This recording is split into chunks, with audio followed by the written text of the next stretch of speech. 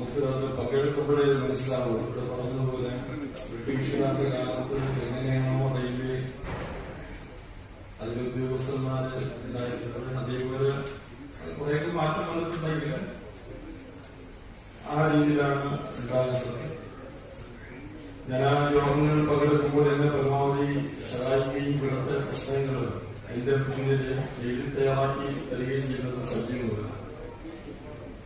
ആ യോഗത്തിന് മുന്നേ ഞാൻ സജീവമെടുത്ത് കാര്യങ്ങൾ പറയും, സജീവം ഇവിടെ നടക്കുന്ന വിഷയങ്ങൾ എഴുതി തരികയും അവിടെ യോഗത്തിന് മുന്നിൽ ഒരു 2 ആഴ്ചയ്ക്ക് മുമ്പേ തന്നെ അജണ്ടകൾ തയ്യാറാക്കി ആ അജണ്ടയുടെ അകത്ത് നിർത്തിയേ നമുക്ക് സംസാരിക്കാനും കഴിയും.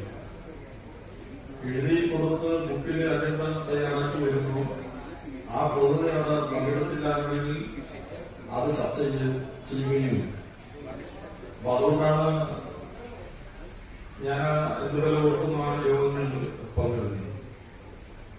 ഇവിടെ സൂചിപ്പിച്ചതുപോലെ അമൃത് ഭാരത് പദ്ധതി, അതിന്റെ വിഷയം ഞാനിവിടെ സൂചിപ്പിച്ചായിരുന്നു. 12 കോടി രൂപയാണ് കേന്ദ്ര റെയിൽവേ മന്ത്രാലയം ഈ ചൊവ്വായ്ക്ക് വേണ്ടി അനുവദിക്കപ്പെട്ടത്. ആ 12 കോടി രൂപയിൽ 7 കോടിക്കകത്ത് മാത്രമേ ഇവിടെ ചെലവുണ്ട്.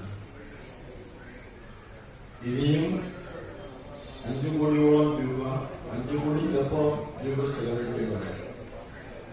അത് പൂർണ്ണമാക്കാതെയാണ് യഥാർത്ഥത്തിൽ ഉദ്ഘാടനം നടത്തുന്നത് വെച്ചത്. അത് പൂർണ്ണമാക്കിയതിനു ശേഷം ഉൾപ്പെടുത്തിയാൽ മതി എന്നുള്ള നിർദ്ദേശം ഞാനാണ് സ്വീകരിക്കുന്നത്.